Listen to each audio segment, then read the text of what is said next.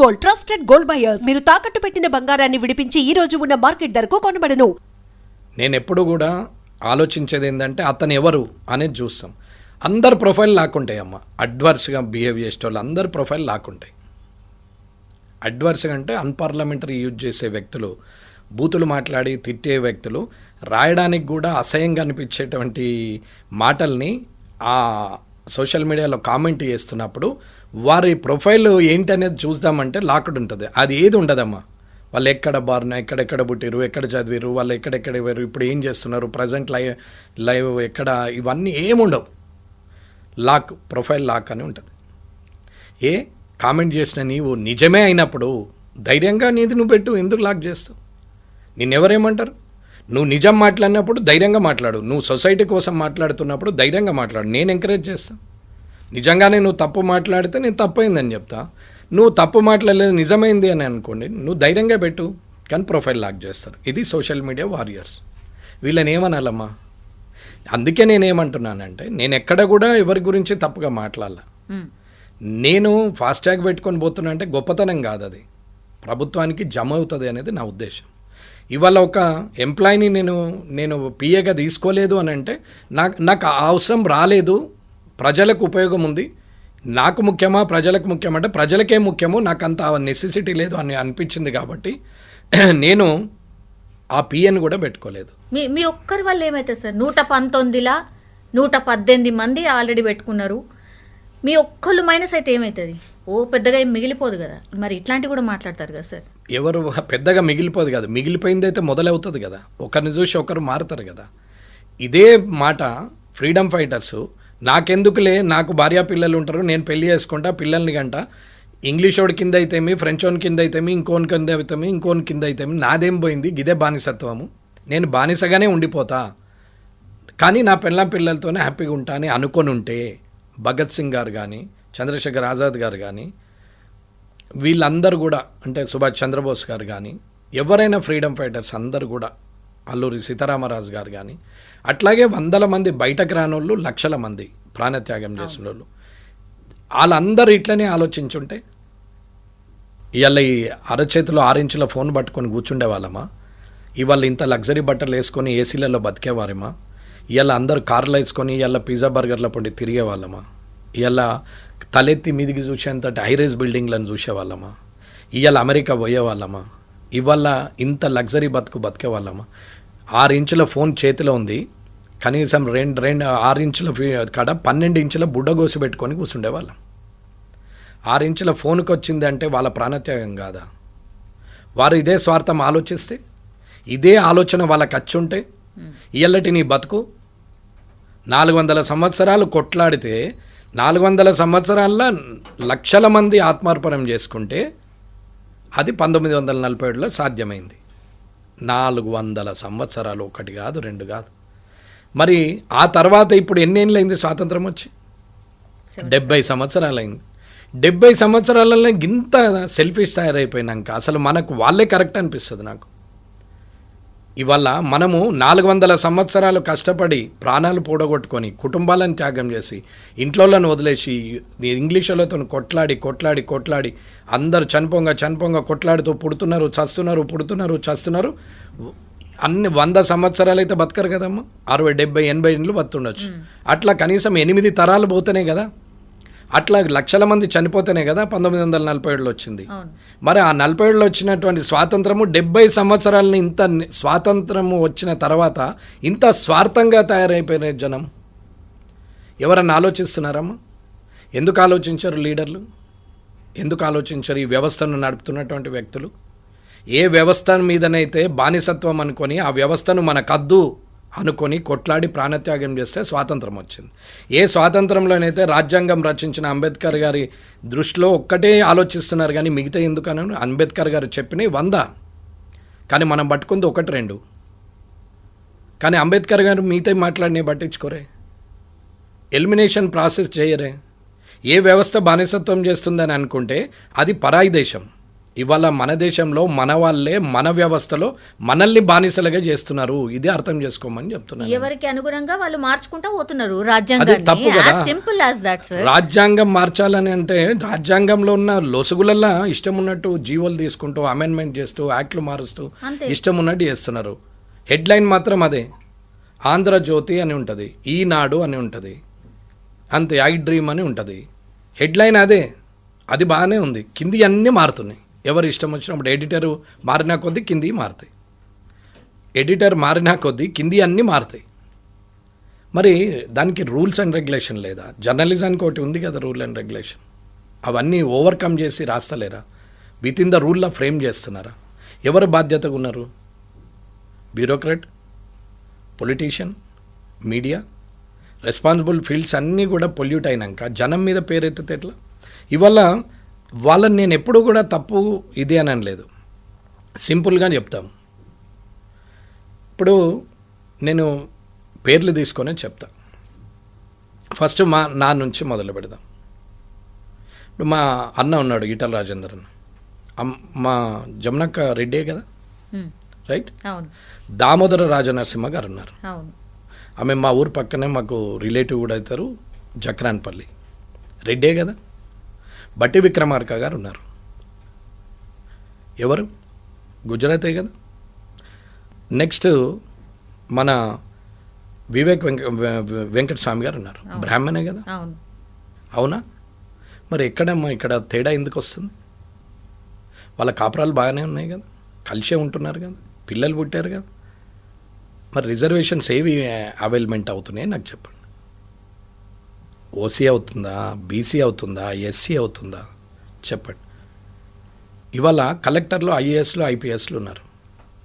వీళ్ళందరూ కూడా రిజర్వేషన్ ఏది అవైలమెంట్ చేస్తున్నారు? బీసీ అయితే బీసీ చేస్తున్నావు, ఎస్సీ అయితే ఎస్సీ చేస్తున్నావు, ఎస్టీ అయితే ఎస్టీ చేస్తున్నావు. కానీ నన్ను ఆర్థికంగా ఎదిగినా నేను రిజర్వేషన్ వాడడం వల్ల నా కులానికి నష్టం జరుగుతుంది.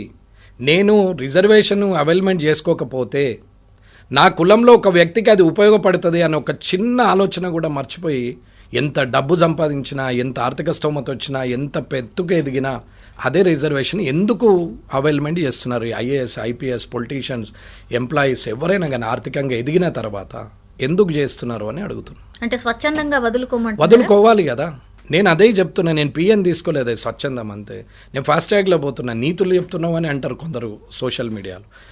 నేను నువ్వేమనుకున్నా నేను నా బాధ్యత అనుకుంటున్నా. నువ్వేమన్నా అనుకో, నన్ను మాటలు ఒక ఆయన పెట్టిండు మా కాన్స్టిట్యున్సీ అయినా ఒక టీచర్ పెట్టిండు, కొంగల వెంకట్ అని పెట్టిండు. నీ అంత నరకుడు ఒకటి నరకడని పెట్టిండు. నేను అనుకుంటే 2 నిమిషాలు, కానీ నేను పగలబట్ట తెలుసుకోలేదు. నేను మార్పు కోరుతున్నా, ఆలోచన విధానంలో మార్పు కోరుతున్నా. నేను మార్పు కోరుతున్నప్పుడు నేను మార్పు కోరుతున్నప్పుడు నేను డైవర్ట్ ఎందుకు కావాలా? అదే ఆయన అభిప్రాయం. నేను నర్త అనేది ఆయన అభిప్రాయం. ఒక ఉపాధ్యాయుడు, టీచరు, నా కాన్స్టిట్యున్సీ, నాకు ఆయన తెలుసు, కానీ నాకు అవసరం లేదు. ఆయన విఘ్నత అంతే అనుకున్నా వదిలేసా. ఆయనకి ఇప్పుడు తెలుస్తుంది మీడియా ద్వారా, ఎందుకంటే నేను చదువుతా అనేది వాళ్ళకి తెలవాలని అంటున్నా. ఓకే. ఇప్పుడు ఒకైనా ఇట్లాగే చాలామంది పెట్టారు. సరే, ఇప్పుడు మరి ఇక్కడ వివేక్ గారు ఎవరు? దామోదర రాజనరసింహ గారు ఎవరు? బట్టి విక్రమార్క గారు ఎవరు? మరి వీళ్ళందరూ ఎవరు? ఎక్కడుంది ఫీలింగ్? మరి జస్ట్ క్రియేటింగ్ అంతే కదా. మరి ఎందుకు మాత్రమే తప్పించి ఏం లేదు. అంతే. 100% నీకు కష్టం వస్తే కులం అంటున్నావు, కులానికి కష్టం వస్తే నేను ఉన్నా అన్నావా? నీకు కష్టం వస్తే కులం పేరు తీసుకుంటున్నావు, కానీ కులానికి కష్టం వస్తే నువ్వు ఉన్నావా అని అడుగుతున్నాం. నేను ముదిరాజులు 300 కాపులు వేస్తే గెలిచినా అని గర్వంగా చెప్తా, బీసీలు వేస్తే గెలిచినా అని చెప్తున్నాం, క్లియర్గా చెప్తాం. ఏం ఇబ్బంది లేదు. ఫార్వర్డ్ క్లాస్ వాళ్ళు బాధపడ్డా, ఎస్సీ ఎస్టీలు బాధపడ్డా నాకేం ఇబ్బంది లేదు. వాళ్ళు చారానే వేస్తే వీళ్ళు బారానే వేసిరని చెప్తున్నాను. బీసీలు క్లియర్గా నేను కులాల వారిగా చెప్పగలుగుతాను. నాకు ఓటేసింది బూతులల్లో ఎవరెవరు ఉన్నారు, ఏ క్యాస్ట్లో ఉన్నారు నాకు ఐ నో వెరీ వెల్. నేను మొత్తం బూత్ వైజ్ ఏ కులంలో ఎన్ని ఓట్లు ఉన్నాయి అన్ని చూసుకున్న అవును వ్యక్తిగా సార్, వాళ్ళ వాదన కూడా అదే కదా, మేము ఎక్కున్నాము, మేము వేస్తేనే గెలుస్తున్నాము అని వాళ్ళే చెప్తున్నారు కదా కుల్లం కుల్లా. మీరు కూడా ఒప్పుకుంటున్నారు అదే. కులం ప్రకారమే రిజర్వేషన్ ఇవ్వాలంటే పాపులేషన్ ప్రకారమే ఇవ్వాలంటున్నప్పుడు పాపులేషన్ పెరగనా అని నేను అడుగుతున్న వాళ్ళకి కూడా. పెంచమనే చెప్తున్నా లేని వాళ్ళకి. ఎస్సీలు కూడా 100% కావాలా? ఎందుకు ఆపుతారు? ఏ కులమైన ఎందుకు ఆపుతుంది? పెంచండి, పెంచండి, అందరు పెంచండి. మరి దాని ప్రకారం రిజర్వేషన్ మారుతుంది. రిజర్వేషన్ అయితే 100%ఏ కదా, 100,000 కాదు కదా. ఒకవేళ ఆ దేవుని దయతోనో లేకపోతే అది 100కే లిమిట్ అయింది ఉంది, కానీ అది గిట్ట 1000 కూడా చేసుకోవచ్చు అంటే రాజకీయ నాయకులు పెంచుదురు పర్సంటేజ్ 1000. అవుట్ ఆఫ్ 100 మీదనే క్యాలిక్యులేషన్ చేస్తున్నాం కాబట్టి ఆగిపోయినాం. అది అదృష్టం. లేకపోతే 1000 కూడా పోయింది. రిజర్వేషన్స్ 100% ఉండాలని రూల్ ఏముంది? 1000% పెట్టచ్చు. చేయండి, అమెండ్మెంట్ చేయండి. మరి ఏం నేర్పుతున్నాం జనానికి? ఏం గొడవ పెడుతున్నాం జనం మధ్యన? కులాల పంచాయతీ మన దగ్గర అసలు లేకుండే సార్. అక్కడక్కడ వేరే చోట వినిపిస్తుండే కానీ మన పక్క తెలుగు రాష్ట్రాల్లో ఎక్కువ ఉంటుండే కానీ ఈడ అసలు మన దగ్గర కులాల పంచాయతీ ఆంధ్రాలో కూడా లేదనే చెప్తా నేను. ఎన్టీ రామారావు గారు వచ్చినాక ఫ్యాక్షనిజం బంద్ అయింది. ఫ్యాక్షనిజం బంద్ అయిన తర్వాత ఎవరి వ్యవసాయం ఎవరి కష్టం వాళ్ళతో బతకడం మొదలైంది. లీడర్లు కులాలను అప్పుడు పెంచి పోషించడం మొదలుపెట్టారు. ఎవ్వరు కూడా అక్కడ కూడా మీరు చూడండి. మన దగ్గరది ఆంధ్రది 2 ఎగ్జాంపుల్ చెప్తా. మన దగ్గర గ్రామాల్లో హిందూ ముస్లిం ఉంటారు. చిచ్చా కాకా మామ తాత అని మాట్లాడతారు. 100% ముస్లిమ్స్ వరుసలు పెట్టుకొని హిందువులు ముస్లిమ్స్ మాట్లాడతారు. అలాగే ఊర్లలో అలాంటి రిలేషన్ ఉన్నప్పుడు పట్టణంకి వచ్చేసరికి హిందూ ముస్లిం ఎందుకు అవుతుంది? ఎవరు నేర్పుతున్నారు ఇది? ఏమో మీ పార్టీ ఎక్కువ నేర్పుతుంది అని అంటారు కదా. పార్టీ గురించి మాట్లాడదాను. నేను వెంకటరమణారెడ్డిగానే మాట్లాడుతున్నాను. నా చేతిలో ఏం పువ్వు లేదు, నేనేం బీజేపీ నన్ను మాట్లాడట్లేదు. నేను వ్యక్తిగానే మాట్లాడుతున్నా. ప్రతి ఇంటర్వ్యూ వ్యక్తిగానే ఇస్తున్నాను. నాకు ఈ సామాజిక స్పృహ ఉన్న వ్యక్తిగా నేను ప్రజలకు అర్థం కావాలనే నేను ఎవరు పిలిచినా వస్తున్నామ్మా. నాకేం షోక్తో కూడా కాదు, నాకు ఇంట్రెస్ట్ కూడా ఉండదు. కానీ ఇది ఇప్పుడు చెప్పకపోతే ఆలోచించే 5-10 మంది కూడా ఆలోచన లేకుండా అవుతారు. రెచ్చగొట్టే వందే ఇవాళ రాజ్యం అవుతుంది అని అంటున్నాం. పెద్ద పెద్ద మాటలు మాట్లాడుతున్నారు, అందరు మాట్లాడుతున్నారు, తిడుతున్నారు, ఇష్టం ఉన్నట్టు మాట్లాడుతున్నారు. మాట్లాడినటువంటి వ్యక్తులు తన కులంలో ఎంతమందికి సాయం చేయొచ్చు, ఎంతమందికి బతికిచ్చినావు, ఎంతమందికి విద్యావకాశం ఇచ్చినావు, నీ పిల్లలలాగా నీ కులంలో ఉన్న లేని వాళ్ళ పిల్లల్ని కూడా చదివిస్తున్నావా? నీ పిల్లలకు కట్టే ఫీజు బదులు లేదా నీకు స్థాయి ఉంటే ఆ పిల్లల్ని చదివిస్తున్నావా? ఎందుకు కులం పేరు తీసుకొని మాట్లాడుతావు? నువ్వు రూపాయి పని చేయవు వాళ్ళకు, ఎందుకు కులం పేరు తీసుకొని మాట్లాడుతావు? కులం పేరు తీసుకునేటప్పుడు ఎప్పుడూ హక్కు ఉంటుంది. తండ్రికి సేవ చేస్తేనే ఆస్తి మీద హక్కు ఉంటుంది, తల్లిదండ్రులకు సేవ చేస్తేనే ఆస్తి మీద హక్కు ఉంటుంది. కానీ సేవ చేయంగానే ఆస్తి మీద హక్కు ఉంటుంది అనేది ఎట్లయితే మూర్ఖులు వాదిస్తున్నారో అదేలాగే ఇప్పుడు అయిపోతున్నావు. రిజర్వేషన్ అని మాట్లాడుతున్నావు కానీ మరి నువ్వెంతమందికి సాయం చేస్తుంటావు? ఇప్పుడు మల్లన్న గారు ఉన్నారు, నాకేం వ్యతిరేకత లేదమ్మా ఆయన మీద. నేను అదే అడగబోతున్నా, ఈడబ్ల్యూఎస్ గురించి మాట్లాడతారు, ఈడబ్ల్యూఎస్ గురించి మాట్లాడతారు. అమ్మా అదర్ దెన్ 100 అది ఈడబ్ల్యూఎస్ అనేది 100లో కాదు. ఇది అందరు గుర్తించాలా. జీవో తీసుకోండి, ఈడబ్ల్యూఎస్ గూగుల్లో కొడితే వస్తుంది. అందులో ఏముందో చూడండి. 100 సీట్లు ఉన్నాయి, ఎవరి రిజర్వేషన్ వాళ్ళకు ఉండంగా 10 సీట్లు పెంచి ఈడబ్ల్యూఎస్ వాళ్ళకి ఇవ్వమన్నారు ఎడ్యుకేషన్లో. ఇది గమనించాల, ఉద్యోగంలో ఇది గమనించాల. అంతేగాని వీళ్ళకి చాలా మంది ఏమంటారు, అందులోకెళ్ళే తీసి ఇచ్చేసారు అని అంటారు. ఏం మాట్లాడతారమ్మా? తెలుసుకొని మాట్లాడితే సంతోషం. నేనేమి ఈడబ్ల్యూఎస్కు సపోర్ట్గా మాట్లాడట్లేదు, కానీ తప్పుడు సమాచారం ప్రజలకు ఇవ్వద్దు అని చెప్తున్నా. గూగుల్లో, ఫోన్లో, యూట్యూబ్లో 190 చూస్తారు, అడ్డమైనలా చూస్తారు, పనికి మాసినలా చూస్తారు. అందులో ఒక చిన్న అంటే ఏమంటారు తప్పుడు మాటలు పెడితే అది ఒత్తి చూస్తారు. ఆ హీరోతో ఈ హీరోయిన్కు లింకా అని పెట్టంగానే కట్టుకుమని కొట్టి చూస్తారు. 100 వ్యూలు పోతుంటాయి, 1000 పోతుంటాయి. అందులో ఏమి ఉండదు, కానీ క్యూరియాసిటీ, చూసేవాని క్యూరియాసిటీ అంత నేరో నాలెడ్జ్ అయిపోయింది జనంకి. వీళ్ళు కనీసం అందులో ఏముంది, ఏం పెట్టినావు అనేది కూడా చూడసే ఓపికలేదు. కానీ అదే మంచి మాట ఉంటే వినరు, స్క్రోల్ చేస్తారు, నూకేస్తారు, పైకి ఇట్లా ఇట్లా అంటారు, ఇట్లానే తలుగుతారు. అదే అయిపోయా. మరి మీరేం చేశారు? చేయాలి కదా. సరే నువ్వు మాట్లాడుతున్నావు, మరి నీవేం చేసినావు చెప్పరాదు. పార్టీ పెట్టిండు కదా సార్ వాళ్ళ కోసం, అందుకే నేనైనా పార్టీ పెట్టి మా చేయాలి వాళ్ళ కదా, కోసం, అద్దంటలేము కదా. మా వాళ్ళ కోసం. కొట్లాడని దూషించద్దు ఎదుటోళ్ళని.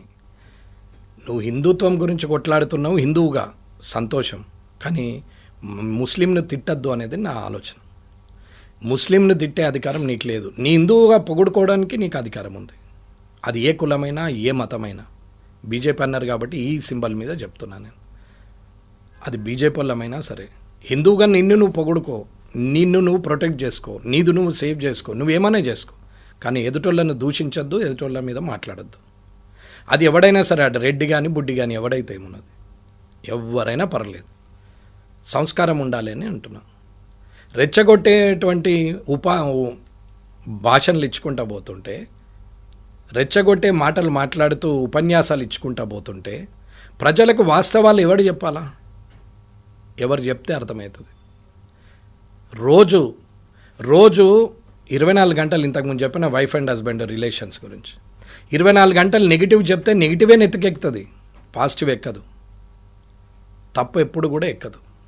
తప్పును కొన్ని ఏండ్ల తర్వాత అర్థమైపోతుంది, అందరూ అనుకుంటారు ఎక్కిందని. ఆ తప్పు ఎక్కదమ్మా, ఇన్స్టెంట్గా ఎక్కుతుండొచ్చు. కొన్ని రోజులైనాక తనకు ఆ సమాజంలో ఎదురైనటువంటి సంఘటనలను బట్టి, అనుభవాన్ని బట్టి 20 ఏళ్ళు 25 ఏళ్ళలో అగ్రెసివ్ ఉన్న వ్యక్తి 45కి వచ్చేసరికి మెచ్యూరిటీ లెవెల్ వచ్చేసి అరే అది తప్పు కదా, ఇది నిజం కదా అనుకుంటాడు, కానీ నడమల 20 ఏళ్ళ జీవితం పోతుందమ్మా. అంటే ఒక తరం. ఇది ఆలోచించుకోవాలి. ప్రతి క్షణం ఇంపార్టెంటే. నీ జీవితానికి నువ్వు ఎట్లయితే ఆలోచించుకుంటున్నావో ఈ సమాజం గురించి కూడా నీ బాధ్యతగా నువ్వు ఆలోచించాలా అంటున్నా. మంచోడిని మంచోడను, చెడ్డోని చెడ్డోడను, కానీ ఇద్దరిని ఒకటే దగ్గర పెడితే ఎట్లా? ఆయన అట్లా మాట్లాడడం తప్పు అనడం విషాదం. ఇప్పుడు ఎవరన్నా కానీ నేను ఒక్కైన పేరు ఎందుకు తీసుకున్నామంటే అన్పార్లమెంటరీగా ఆయన మాట్లాడడం తప్పు అని చెప్తున్నాం. ఇవాళ ఇది విన్న తర్వాత వాడు వీడని నన్ను తిట్టినా నాకేం బాధ లేదు, ఇంకా బూతులు తిట్టినా నాకు బాధ లేదు, నేనేం పట్టించుకుంటాను కూడా కాదు. కారణం ఎందుకంటే వాల్యుయబుల్ థింగ్స్ గురించి ఆలోచించాలి కానీ స్క్రాప్ గురించి ఆలోచించాల్సిన అవసరం లేదు. ఒకవేళ నిజంగానే తను పారదర్శకంగా ఆలోచించి మంచి మాటలతోని ఎన్నైనా చెప్పు, ప్రొటెక్ట్ చేయి, వద్దంటలేను, కానీ దూషించద్దు అని చెప్తున్నాను నేను. తప్పు అది నేనైనా సరే ఎవరైనా సరే. ఆయన సరే ఓ పార్టీ ద్వారా ఎమ్మెల్సీ అయినరు, రిజైన్ చేయండి కదా, చేసి మళ్ళీ కొట్టలేడండి.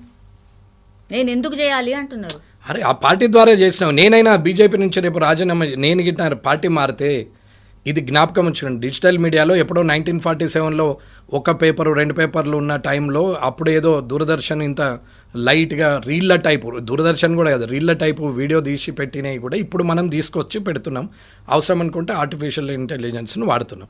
కానీ ఇప్పుడున్న డిజిటల్ ఫామ్ మీద ప్లాట్ఫామ్ మీద నేను మాట్లాడే ఈ మాట రేపు ఎప్పుడైనా పనికి వస్తుంది. ఇంక 20 ఏళ్ళు కాదు 50 ఏళ్ళకని ఇది రికార్డు ఉంటుంది. నేనే పార్టీ మారాల్సి వస్తే నేను రాజీనామా చేస్తాను. కారణం ఏంటంటే ఆ పార్టీ మీద గెలిచినాం కాబట్టి. వ్యక్తిగతంగా నేను 66,000 ఓట్లల్లో 60,000 ఓట్లు నా వ్యక్తిగతంగా వచ్చినా 6,000 ఓట్లు అయితే పార్టీ పరంగా వచ్చినట్టే కదా. ఒకవేళ 6,000 రాకపోతే ఓడిపోయినట్టే కదా. అంత అహంకారంతో నేను ఆలోచిస్తే కూడా 60,000 నయ్యే అనుకుంటే కూడా 6,000 అయితే ఆయనయే కదా, పార్టీయే కదా, అంటే పార్టీతోనే గెలిచినట్టు కదా. ఇవాళ కూడా ఏదైతే నీ నినాదం ఉందో ఆ నినాదం మీద నువ్వు వదిలే కదా. రేవంత్ రెడ్డి గారిని ఎందుకు తిడుతున్నావు ఊరికే? ఆయన నాకు ప్రతిపక్షమే కదా, ఆయన ఏం నా మిత్రుడు కాదు కదా. ఆయన మంచి పనులు చేస్తున్నాడని నేను అనట్లేదు, కానీ నువ్వు ఒక రాష్ట్ర ముఖ్యమంత్రినే నువ్వు తిడతా పోతుంటే, అన్పార్లమెంటరీ మాట్లాడితే ఎవరికి గౌరవం ఇవ్వాలా? ఒక ముఖ్యమంత్రిగా కేసీఆర్ గారు ఇష్టమున్న దూషణ చేస్తే ముఖ్యమంత్రి కాబట్టి తిట్టొద్దు అంటున్నారా, లేకపోతే అసలు ఎవరిని తిట్టొద్దా? ఎవరిని తిట్టద్దు, గౌరవం ఎదుటోళ్ళకి ఇవ్వాలి. ఎవరిని తిట్టద్దు, గౌరవం ఇవ్వు, మాట్లాడు, తప్పు చేస్తే చెప్పు, ఇది నీ తప్పు, ఏమండి మీరు ఇది తప్పు, నేనన్నాను మల్లన్న గారు అని అన్నాం, నేనేం అడ్డం మాట్లాడలేదు, గారు అని మాట్లాడినాం, అన్నా అని మాట్లాడినాం, తప్పేముంది? ఆయన మాత్రం అట్లా రెస్పాండ్ అవుతారని నాకు అవసరం లేదు. ఆయన ఎట్లా రెస్పాండ్ అయినా నేను దాని గురించి పట్టించుకునేవాడిని కాదు. నిజంగా మంచిగా రెస్పాండ్ అయ్యి నిజంగానే ప్రజలకు ఉపయోగపడే పద్ధతిలో నువ్వు మాట్లాడితే నేను అప్రిషియేట్ చేస్తా, ఫస్ట్ హ్యాపీయెస్ట్ పర్సన్ అవుతా. ఆయన ధోరణి మార్చుకొని ప్రజలకు అర్థమయ్యే రీతిలో, గౌరవంగా అర్థమయ్యే రీతిలో చెప్పగలిగిన రోజు ఖచ్చితంగా ఉంది. అమ్మ ఎమోషన్ డైలాగ్స్ ఎప్పుడు యాదుండే, జ్ఞాపకం ఉంచుకోండి. ఏ సినిమానైనా తీసుకోండి, ఎమోషన్ డైలాగ్స్ 1-2 జ్ఞాపకం ఉంటాయి, కానీ మీనింగ్ఫుల్ సాంగ్స్ మొత్తం జ్ఞాపకం ఉంటుంది. ఇది అర్థం చేసుకోండి. ఏ సినిమాలో అయినా సరే మీనింగ్ఫుల్ ఉన్న సాంగ్ ఏదైతే ఉంటుందో అది సంవత్సరాల తరబడి వాడకాల్లో ఉంటుంది. అవును. ఎమోషన్ డైలాగు ఒకటి ఫేమ్ అయితే రెండో సినిమా రాగానే ఈ డైలాగ్ పోతే ఆ డైలాగ్ వస్తుంది. ఎమోషన్ ఎప్పుడు, అగ్రెసివ్నెస్ ఎప్పుడు కూడా ఇందులో పనిచేయదు. ప్రశాంతంగా నిజంగా ప్రజలకు అవసరం ఉన్న విధానంలో మీరు చెప్పగలిగినప్పుడు ప్రజలు అర్థం చేసుకుంటారు. రెచ్చగొడితే ఎంతమంది రెచ్చిపోతారు? ఎంతమందికి వస్తుంది అది? ఎంతమంది అసలు మనల్ని నమ్ముతున్నారు రాజకీయ నాయకుల్ని? అసలు ఇలాంటి పనులు చేసే మనల్ని ఎంతమంది నమ్ముతున్నారు? ఫస్ట్ అది మల్లన్న గారు కావచ్చు, నేను కావచ్చు, మనల్ని ఎంతమంది నమ్ముతున్నారు? అసలు మనం మాట్లాడేది ఎంతమంది చూస్తున్నారు? చూసిన దాంట్లో ఎంతమంది నమ్ముతున్నారు? నాకు తెలిసి 1,00,000 జనాభా ఉంటే యావరేజ్గా తీసుకుంటే 1,00,000 జనాభా ఉన్న దగ్గర ఇవన్నీ కూడా ఒక 25,000 మంది చూస్తారమ్మా డైరెక్ట్గా. ఫార్వర్డ్ అయితే ఇంకొక 10-15 వేలు చూస్తారమ్మా, ఇంతకన్నా ఎక్కువ చూడరు. ఎందుకు మిగతా జనానికి అవసరం లేదంటే ఉదయం లేచి నుంచి సాయంత్రం వరకు వాళ్ళ డోల్ డ్రమ్స్ వాళ్ళకే ఉంటాయి, వాళ్ళ బాధలు వాళ్ళకే ఉంటాయి. ఇవన్నీ పట్టించుకోరమ్మా. పొద్దున్న లేవగానే బర్రెలు విండాలన్నా, పాలు విండాలన్నా, గడ్డి కోసుకురావాలన్నా, ఇవాళ చేను దగ్గరకు వాళ్ళ నీళ్లు పెట్టాలన్నా, ఫర్టిలైజర్కి ఎట్లా, అయ్యో ఇంట్లో పోరానికి ఫీజు ఎట్లా, అయ్యో అనారోగ్యమైంది హాస్పిటల్కి ఎట్లా, నా దగ్గర గింతే ఉండే సేట్ ఇస్తాడో లేదో, బాకీ వాళ్ళు ఇస్తారో, ఎవరి సమస్య వాళ్ళకి ఉంది బిలో పవర్టీ లైన్లో. It's more than 70% population. వీళ్ళందరికీ కూడా ఎవరి సమస్యలు వాళ్ళకి ఉన్నాయి, వాళ్ళకి ఎవరికి కూడా వేరేది పట్టించుకునేంత ఉండదు. కానీ మనం అనుకుంటాం ఏంటంటే ఐ డ్రీమ్లో వచ్చినా ఇలా వెంకటరమణారెడ్డి మాట్లాడితే కింద బాబా ఏం వ్యూవర్స్ వచ్చారు, ఈ 70,000 అయింది, 1,00,000 అయింది, 2 లక్షలు అయింది. అసలు ఉన్న జనాభా ఎంతమ్మా? 4 కోట్ల మంది కదా. 2 లక్షలు, 10 లక్షలు, 15 లక్షలు చూస్తే ఎంత పర్సెంటేజ్ అమ్మ? అసలు ఎంతమంది చూస్తున్నారమ్మా? ఏం చేస్తున్నావు? ఎవరిని చేస్తున్నావు దీని ఇన్ఫ్లుయెన్స్? ఏదైతే అరోగెంట్ ఉన్నాడు అరోగెంట్ డైలాగ్లకు అట్రాక్ట్ అవుతాడు, అగ్రెసివ్ ఉన్నాడు అగ్రెసివ్ డైలాగ్లకు అలవాటు అవుతాడు, కుల పిచ్చి ఉన్నాడు కులం పిచ్చి మాటలు మాట్లాడితే అట్రాక్ట్ అవుతాడు, మత పిచ్చి ఉన్నాడు మత పిచ్చి మాటలు మాట్లాడితే అట్రాక్ట్ అవుతాడు. కానీ సామాన్యునికి అవసరం ఉన్న మాటలు ఇయ్యల్లా వినకున్నా 1 సంవత్సరానికో 2 ఏళ్ళకో ఖచ్చితంగా ఈ వీడియోలు చూస్తారమ్మా. ఇది లాంగ్ రన్లో ఉంటాయి. 42% రిజర్వేషన్ సార్. ఇప్పుడు కోర్టులో కేసు ఉంది, ఏమవుతుంది సార్? ఎన్నో టీవీలలో చెప్పినాం, ఏ చట్టసభలో అయితే చట్టాన్ని తయారు చేస్తుందో అందులో చట్టసభలలో సభ్యుని నేను. అలాంటి సభ్యులు చేసినటువంటి చట్టం, ఆ చట్టాన్నే కోర్టు ఇంప్లిమెంట్ చేస్తుంది. రాజ్యాంగాన్ని వ్యతిరేకంగానే అయితే పోదు. అక్కడ ఉంటే రేపు నేను ఆ రోజు కూడా హైకోర్టు దగ్గర చెప్పిన, నేను పోయింది హైడ్రా మీద కేసుకి, కానీ మాట్లాడింది ఈ విషయము అది పక్కన పెట్టిరు, ఈ అన్న 2 మాటలను ముందట పెట్టిరు మీడియా వాళ్ళు. నాకు తెలిసి ఇదే ముందటికి వస్తుందని నాకు కూడా తెలుసు. సరే ఏదన్నా ఒకటి వీళ్ళకు మీకు ధైర్యం ఉంటే ఇది టెలికాస్ట్ చేయండి అని చెప్పిపోయినాం. 20 టీవీలు కెమెరాలు పెడితే 2 దీన్ని టెలికాస్ట్ చేశారు, మిగతా వాళ్ళందరూ ఇది చేయలే. హైడ్రానైతే ఆయనతో అది కూడా చేయలే, ఆ 2 కూడా చేయలే హైడ్రా విషయం. ఇవాళ ఎన్ని సమస్యలు ఉన్నాయమ్మా, ఇవాళ ఎన్ని సమస్యలు ఉన్నాయి అసలు. దాని మీద ఆలోచించకుండా సోషల్ రెస్పాన్సిబిలిటీగా ఫీల్ కాకుండా ఎవరికి వారే స్వార్థంగా తయారైపోతే రేపు దేశం ఏంటి పోతుంది?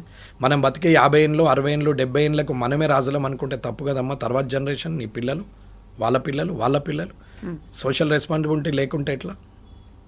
నువ్వు ఒక 100 కోట్లు సంపాదించి పెడితే కొడుకు మూర్ఖుడు వెళ్తే అది 3 ఏళ్ళల్లో అయిపోతాయమ్మా. కానీ నువ్వు ఒక క్యారెక్టర్ను సొసైటీకి ఇచ్చిపోతే అది 100 సంవత్సరాలు రన్ చేస్తుంది. దాన్నే సిస్టమ్ అంటారు. సిస్టమ్ లోపల ఉండి నడపాలి, కానీ సిస్టమ్ దాటి నడుపుతా అన్నప్పుడు ప్రజాస్వామ్యంలో వాక్ స్వాతంత్రం అనే ఒక హక్కు ఉంది. నేను ఏది మాట్లాడినా నడుస్తుంది అని అనుకుంటే ఇక దానికి నేనేం చేయలేనమ్మా. కాబట్టి ఎక్కడ కూడా నేను రిజర్వేషన్స్కి అగెనెస్ట్గా నేనేం మాట్లాడలేదు. నేను ఇవాళ కూడా చెప్తున్నా, ఆర్థిక పరమైన రిజర్వేషన్లు ఇవ్వాలి అంటున్నాం. పేదవాడిగా ఉన్నటువంటి వ్యక్తులకే చెందాలని చెప్తున్నాం. కానీ అదే కులంలో ఉండి బాగా డబ్బులు సంపాదించిన వ్యక్తులకు అవద్దు. నేను పేర్లు తీసుకోవచ్చు, వారందరికి క్షమాపణ చెప్తున్నా. కానీ వాది నిజమా కాదా వారే ఆత్మవిమర్శ చేసుకోవాలి. నేను మాట్లాడింది పచ్చి నిజం, తప్పేం లేదు దీంట్లో, ఎవరి ద్వారా అయినా సరే. కాబట్టి డప్పు కొట్టేవాడే డప్పు కొట్టుకుంటూనే ఉండాలా, డాక్టర్ అయిన కొడుకే మళ్ళీ డాక్టర్ సీట్ రావాలా రిజర్వేషన్లో అంటే ఎందుకు? ఇది ఏం లాభం?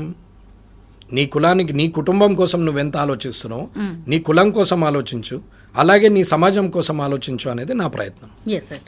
మూవింగ్ ఆన్ సార్, ఇప్పుడు జూబ్లీ ఎలక్షన్స్ వచ్చాయి కాబట్టి 3 పార్టీలు పోటీలో ఉన్నాయన్న ప్రచారం జరిగినా బీజేపీ పార్టీ అసలు కనీసం పోటీ ఇస్తలేదు. బీజేపీ బీఆర్ఎస్ ఒకటే. అగైన్ మొన్న పార్లమెంట్ ఎన్నికలప్పుడు అదే జరిగింది, ఇప్పుడు కూడా అదే జరుగుతోంది అనేది ఒక చర్చ సార్. జూబ్లీలో ఏం చర్చ జరుగుతుంది? అంటే ఎక్కడ చర్చ అవుతుంది? మీడియాలో అవుతుందా, రాజకీయ నాయకుల మధ్యన అవుతుందా, జనం మధ్యన అవుతుందా? జనం మధ్యన అయితే ఓటు ద్వారానే నిర్ణయం చెప్తారు. సో ఓటు వచ్చిన తర్వాత ఆ నిర్ణయం ప్రజలు ఇస్తారు. ఆ నిర్ణయాన్ని ఎందుకు ఇకపోతే మీడియా కానీ లేకపోతే రాజకీయ నాయకులు మాట్లాడితే న్యాచురల్. కాంగ్రెస్ ఓడిపోతుందని బీఆర్ఎస్ అంటారు, బీఆర్ఎస్ కాంగ్రెస్ ఓడిపోతుందని బీజేపీ అంటారు, బీజేపీ పోటీలనే లేదని ఇంకోళ్ళు అంటారు, అసలు నువ్వు నాకు పోటీ కాదని కొందరు అంటారు. ఎవరి ఆలోచన వాళ్ళు. అంత అగ్రెసివ్గా ప్రచారం కనిపిస్తోందా సార్? అగ్రెసివ్గా ప్రచారం అంటే నచ్చినోడికేమో అగ్రెసివ్ అనిపిస్తుంది, నచ్చినోడికేమో మామూలుగా పోతున్నారని అనిపిస్తుంది. అది వాళ్ళ సైకాలజీ. దానికి ఎవరేం చేస్తారమ్మా? అగ్రెసివ్గా పోతున్నాయి అంటే పోతున్నారు. రఘునందన్ రావు గారు ఉన్నారు, ఎమ్మెల్యేలు తిరుగుతున్నారు, అక్కడ ఇన్ఛార్జీలు ఉన్నారు, వార్డుకో ఇన్ఛార్జిని పెట్టిరు, అక్కడ 40 ఇన్ఛార్జీలను పెట్టిరు, మీటింగ్లు అవుతున్నాయి, పాదయాత్రలు చేస్తున్నారు, పోతున్నారు కదమ్మా. ఎక్కడ లేదు. రఘునందన్ రావు గారి ఫేస్బుక్ చూస్తే రోజు కనిపెడుతూనే ఉంటుంది. ఇప్పుడు ఆయన ఇన్ఛార్జ్ కాబట్టి. కిషన్ రెడ్డి గారికి సవాల్, రామచంద్రరావు గారికి సవాల్ అనేది ఒక న్యాచురల్ కదమ్మా. అది రేవంత్ రెడ్డి గారికి సవాల్ కదా, కేటీఆర్ గారికి, కేసీఆర్ గారికి సవాల్ కదా. వారు గెలిస్తే అబ్బా ఇవాళ గొప్పోళ్ళు గెలిపించారు అని కేసీఆర్, కేటీఆర్ గారిని అంటారు. ఇవాళ రేవంత్ రెడ్డి గారు ముఖ్యమంత్రి ఉండి సింగిల్ హ్యాండ్ మీద గెలిపించిండు అని అంటారు. ఇవాళ బీజేపీ గెలిస్తే నిజంగా కూడా గొప్పోళ్ళే అంటారు. అది ఆ పదవికి ఉన్నటువంటి సవాల్. అది ఆ పదవికి ఉన్నట్టు సవాల్. ఇంట్లో పిల్లలందరూ మంచి టాపర్స్ వెళ్ళినారు అనుకో, వాళ్ళకి పేరు వస్తుందమ్మా. అంతే కదమ్మా. పదవి అది ఉన్నాడు, అధ్యక్షులు ఉన్నారు, పదవిలో ఉన్నారు కాబట్టి వాళ్ళకి పేరు వస్తుంది. కాబట్టి అది సవాలే, ఎట్లాగూ సవాలే అందరికి. దానిదేమో సవాల్గా తీసుకొని పోటీ చేయాలి కానీ పోటీలో ఓడిపోయినంత మాత్రాన నిరాశపడి ఇదేదో రేపటికి వనికిరాదు అనేది ఏం రూల్ లేదమ్మా. 280 అయినప్పుడు 880 కూడా కావచ్చు, 8-0 కూడా కావచ్చు. రేపు నేను ఓడిపోనవచ్చు, ఏం తెలుస్తుందమ్మా? అది మన వ్యక్తిత్వం ఏంది, మనం మన వల్ల ఎంతమందిని ఇన్ఫ్లుయెన్స్ చేయగలిగినాము, మనం ఎంతమందిని ప్రయోజకుల్ని చేయగలిగినాము ఇన్ఫ్లుయెన్స్ ద్వారా అనేది చూసినాడు నువ్వు లీడర్గా బతికినట్టే తప్ప ఈ అడ్డమైన సవాళ్ళు ఇవన్నీ తీసుకోవాల్సిన అవసరం లేదమ్మా. ఎవరేం చేసిరు, ఎవరేం చేయలేదు అని అంటే ఎవరికో వనికి ఓటేయాలని కూడా వేస్తుండొచ్చు. అందులో ఏ ఒక్కడో గెలుస్తాడు ఖచ్చితంగా. ఎవడో ఒక్కడికి ఓటేయాల తప్పదు కాబట్టి ఓటేస్తే ఎవడో ఒక్కడు గెలుస్తాడు ఖచ్చితంగా. మిగతా ఇద్దరు అనమకులని కాదు అక్కడ. రేవంత్ రెడ్డి గారి పరిపాలన ఎట్లుంది అమ్మా? ఆయన పరిపాలన ఎట్లుందో అందరికన్నా ఎక్కువ మీడియాకి తెలుసు. నేనేం చెప్పాలమ్మా? అంటే అన్స్టేబుల్ అనే చెప్తున్నా, అన్కంట్రోల్ అనే చెప్తున్నాం. రేవంత్ రెడ్డి గారి పరిపాలన గురించి నేను చెప్తామా. ఒక 55 ఏళ్ళ వయసులో ముఖ్యమంత్రి అయ్యిండు. యంగ్స్టర్, కింది నుంచి కష్టపడి పైకి వచ్చినాడు. జడ్పీటీసీ చేశారు, ఎమ్మెల్సీ ఇండిపెండెంట్గా చేసి గెలిచారు, ఎమ్మెల్యేగా 2 సార్లు గెలిచారు. చంద్రబాబు నాయుడుతో అత్యంత సన్నిహితంగా ఉన్నాడు, పార్టీలో మంచి పట్టు సాధించాడు. కాలక్రమేణా అది ఇబ్బందులు వచ్చినాయి, అందరికి వచ్చినాయి, నాకు వచ్చింది, ఆయనకు వచ్చింది, ప్రతి ఒక్కరికి వచ్చింది. తెలంగాణ ఆంధ్ర విడిపోతే తర్వాత ఆయన కాంగ్రెస్లో జాయిన్ అయ్యాడు, ఎంపీ అయ్యాడు, పీసీసీ ప్రెసిడెంట్ అయ్యాడు. ఒక పక్క పార్టీలోకి వెళ్ళి వచ్చి షార్ట్ టైంలో పీసీసీ ప్రెసిడెంట్ కావడం it's a great thing. Immediate MP కావడం అంటే అది ఎవరైనా వస్తారు పోతారు, టికెట్ ఇస్తే గెలిచే అవకాశం వస్తే గెలుస్తారు, టైంను బట్టి నడుస్తుంది అనుకోవచ్చు. కానీ ఒక పార్టీలో, ఒక ప్రాంతీయ పార్టీలో ఉన్నటువంటి వ్యక్తి నేషనల్ పార్టీలో పీసీసీ ప్రెసిడెంట్గా వచ్చిరు అని అంటే అది గ్రేట్ అచీవ్మెంట్. నేను దానికి ఆయనను అప్రిషియేట్ చేస్తాను. వచ్చిన తర్వాత ఆయన మొబిలైజేషన్, పాయింట్ ఆఫ్ వ్యూ, మాట్లాడడం అవన్నిటి వల్ల కూడా ఛాన్స్ వచ్చింది. సరే, ఛాన్సు మన శక్తి వల్ల రావచ్చు, ఎదుటోని దెబ్బ కొట్టడానికో ఓడించడానికో. అయితే మన శక్తితో రావచ్చు, లేదా ఎదుటోని అశక్తితో కూడా రావచ్చు. మీరు వీక్ అయితే నేను స్ట్రాంగ్ ఆటోమేటికల్. నేను స్ట్రాంగ్ అయితే ఆటోమేటికల్గా మీరు వీక్. ఇది అందరు గుర్తుంచుకోవాలి. అది ఒక్కడి గొప్పతనం కాదు, ఇద్దరు గొప్పతనం. ఒకడు వీక్ అయితేనే ఇంకొకడు స్ట్రాంగ్ అవుతారు. సో అక్కడ ఎవరో వీక్ అయ్యారు, ఎవరు స్ట్రాంగ్ అయ్యారు అని తర్వాత పిలిస్తే ఆయన అయితే రిజల్ట్ ఆయనకు వచ్చింది. ఆయన is the strong, ultimately is the strong. నేను వీక్ అయిట్లా నువ్వు గెలిచినావంటే అది నేను ఎవడు గమ్మన్నాడు వీక్ అనేది మనం మాట్లాడచ్చు. సో ఆయన స్ట్రాంగ్. ఆయన ముఖ్యమంత్రి అయిండు, అంతమంది పెద్ద పెద్ద వాళ్ళు ఉండంగా కూడా బట్టి విక్రమార్క గారు, కోమటిరెడ్డి వెంకటరెడ్డి గారు, ఉత్తమ్ కుమార్ రెడ్డి గారు, శ్రీధర్ బాబు గారు, చాలా మంది ఉన్నారు, చాలా సీనియర్ లీడర్స్ ఉన్నారు. ఆల్రెడీ పీసీసీ ప్రెసిడెంట్ చేసినటువంటి ఉత్తమ్ కుమార్ రెడ్డి గారు ఉన్నారు, చాలా మంది ఉన్నారు. వాళ్ళందరూ కూడా పక్కనుండి ఆయన ముఖ్యమంత్రి అయ్యాడు. చాలా బాగుంది. ఒక యంగ్స్టర్ ముఖ్యమంత్రి అయిన తర్వాత ప్రభుత్వాన్ని చాలా బాగా నడుపుతాడని నేను ఎంతో ఆలోచనతోని అసెంబ్లీకి అడుగుపెట్టినాం. ఇది నిజం, ఇది మనస్ఫూర్తిగా నేను చెప్తున్నా. ఆయన మంచి పరిపాలన చేస్తాడు. మోర్ దెన్ అంటే కేసీఆర్ గారు చేసిన తప్పుల్ని ఎండగడుతూ, అంటే తప్పులని రెక్టిఫై చేస్తూ, నాట్ ఎండగడుతూ, రెక్టిఫై చేస్తూ, సరిదిద్దుతూ, తెలుగులో చెప్పాలంటే ఆయన చేసిన తప్పులను ఈయన సరిదిద్దుతూ ఇంకా తెలంగాణని ముందుకు తీసుకుపోయే ప్రయత్నం చేస్తారు అని అనుకున్నాం. దాంట్లో ముఖ్యమైనది కరప్షన్. ఈ కరప్షన్ని, మిస్మేనేజ్మెంట్ని, కంట్రోల్ ఆఫ్ ద బ్యూరోక్రాట్ని, అడ్మినిస్ట్రేషన్ని, ఇవన్నిటిని కూడా కంట్రోల్ చేస్తూ ఒక ఉమ్మడి పోరుగా ఈ తెలంగాణను ముందుకు తీసుకెళ్తారు. ఉమ్మడి కష్టం ద్వారా అందరి సహాయ సహకారాలు తీసుకొని, ప్రభుత్వంలో ఉన్న పెద్దవాళ్ళ సహాయ సహకారాలు తీసుకొని ఆయన ఖచ్చితంగా సక్సెస్ చేస్తాడని అనుకున్నాం. ఏం చేశాడమ్మా వచ్చి? నంబర్ 1 థింగ్, బ్యూరోక్రాట్ ఎక్కడ కంట్రోల్లో ఉన్నారమ్మా?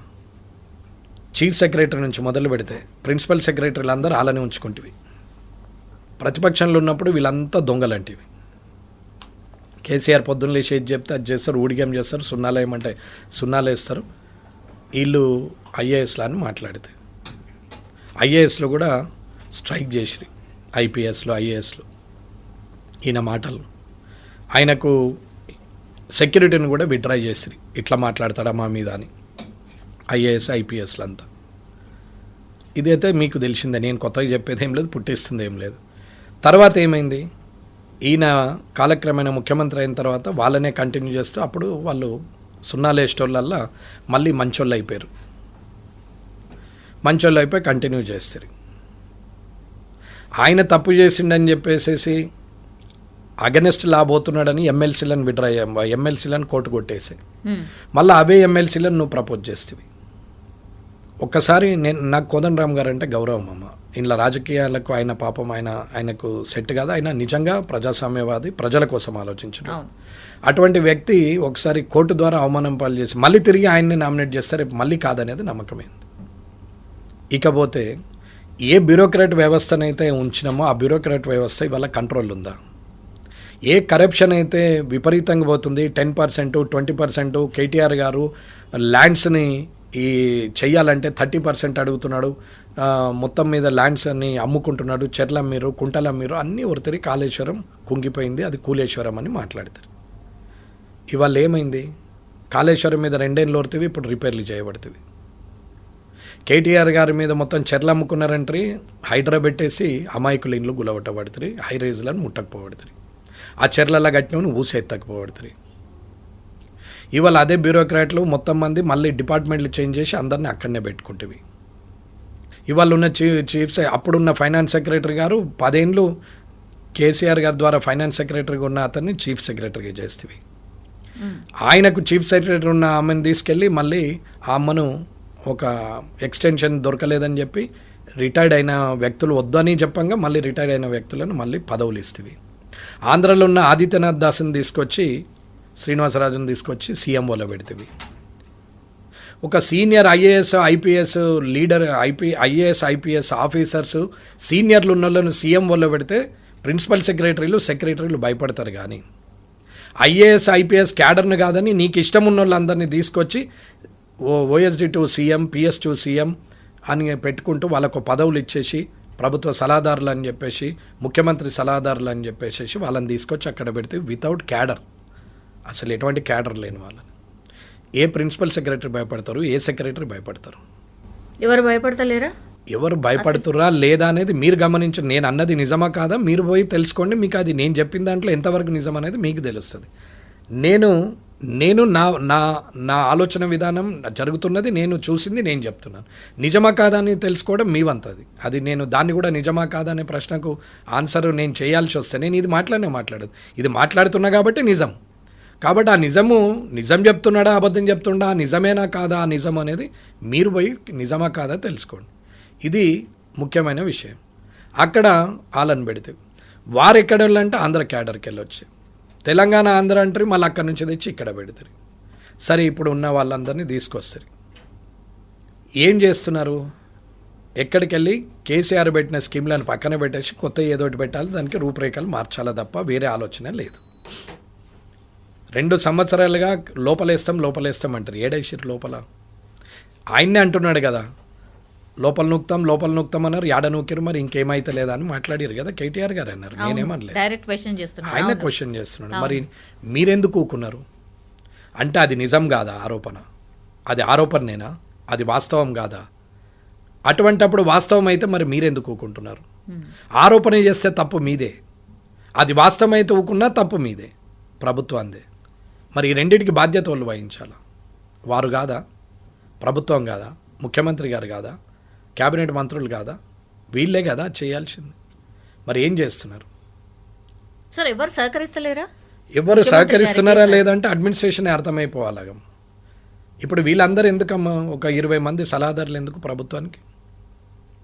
ఇప్పుడు 4,90,000 మంది, 4,93,000 చిల్లర ఉన్నటువంటి మంది కాంట్రాక్ట్ అండ్ అవుట్సోర్సింగ్లో ఉన్నారు ఇవాళ గవర్నమెంట్లో. 5,19,000, 5,20,000 మంది ప్రభుత్వ ఉద్యోగులు ఉన్నారు.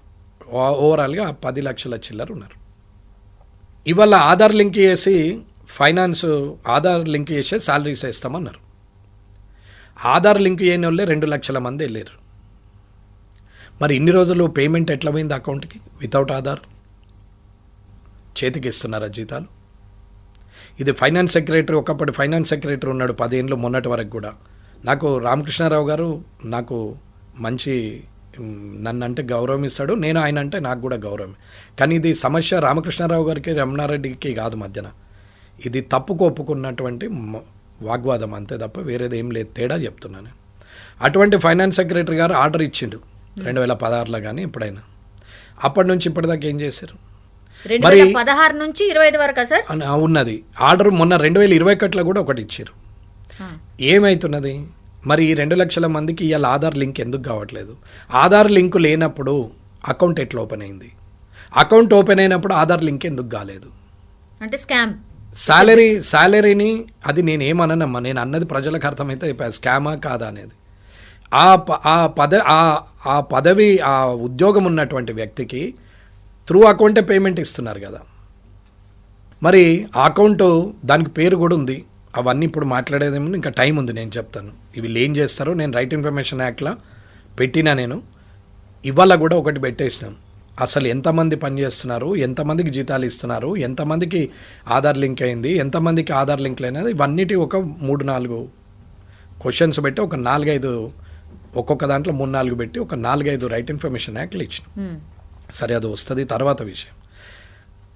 ఏ జీతం అయితే అకౌంట్లో పడుతుందో అకౌంట్లో పడ్డప్పుడు ఆ డబ్బు ఆ అకౌంట్ ఆధార్ లింక్ ఉందా లేదా? లేకపోతే అడ్డ మీద కూలీలకు వంచినట్టు నగదు క్యాష్ వంచుతున్నారా? డిజిటల్ క్యాష్ అన్నప్పుడు నీకు ఇవాళ నగదు ఎట్లా పంచుతారు? పంచడానికి వీల్లేదే. సో త్రూ అకౌంటే వెళ్ళాలి ఏదైనా, అది కాంట్రాక్ట్ అయినా, సోర్సింగ్ అయినా, థర్డ్ పార్టీ అయినా. మరి అదంతా ఏం చేశారు? ఎటు పోయినాయి ఆ డబ్బులు? మరి ఆర్డర్ ఇచ్చిన చీఫ్ సెక్రటరీ గారి ఆర్డర్ కాపీ మరి తుడిచిపడేసే, చెత్తబుట్టలో పడేసే కాగితమా? ఒక ఎంఆర్ఓ మండల్లో చెప్తే అక్కడున్న ఆఫీసర్లు కింది స్థాయిలో భయపడన్నా పని చేస్తారు. ఒక చీఫ్ సెక్రటరీ చెప్తే ఇంతవరకు అది ఇంప్లిమెంటేషన్ కాలేదంటే దానికి విలువ ఉన్నట్ట లేనట్ట? ఒక సెక్రటరీ, ఫైనాన్స్ సెక్రటరీ ఆర్డర్ ఇస్తే దాన్ని ఇంప్లిమెంట్ చేయాల్సిన అవసరం ఉందా లేదా? ఒక GAD, government administration department principal secretary వీళ్ళు ఏం చేస్తున్నట్టు?